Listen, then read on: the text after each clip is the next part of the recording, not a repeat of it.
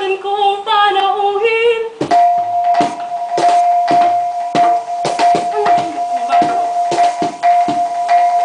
Sarili kong inihahandog, ang ngalan ko'y Haraya. Haraya, itatanghal namin sa inyo sa buwan na lumalon. Ituring mo kami kasali at kayo'y kabahagi. Isa sa laysay ng buong naming puso, Nasa inyo nakapon. Ang pagbibigay buhay sa inyong pinagmula.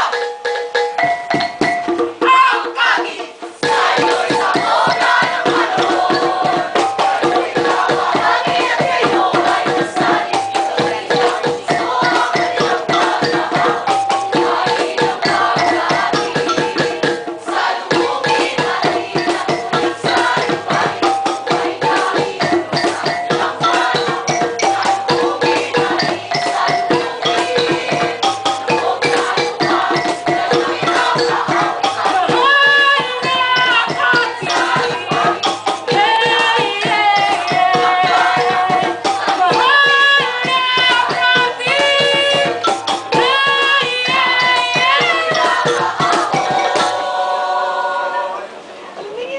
Ang dadating na ng bida natin ay ang kasiyaang wawasakin.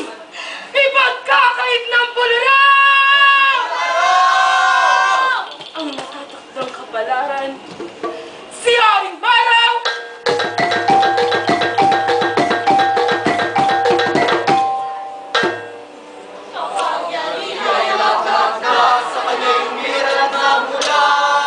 Si Reyna.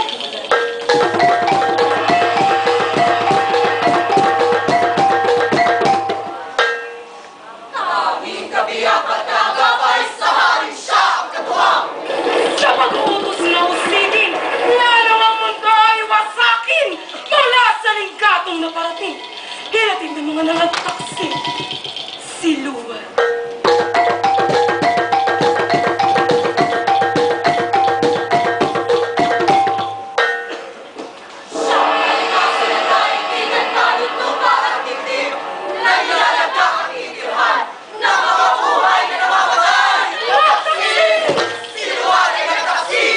Walang pasubali ang kapangyarihan na lulukog sa katahimikan na mga buhay ng sandaigdigan at ano'y may matadamay.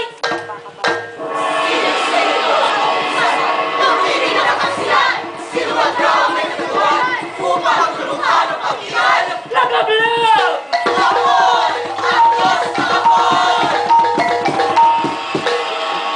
Hagibis!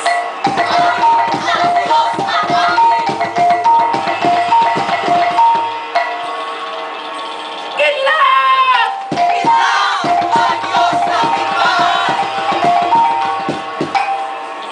At si Agos.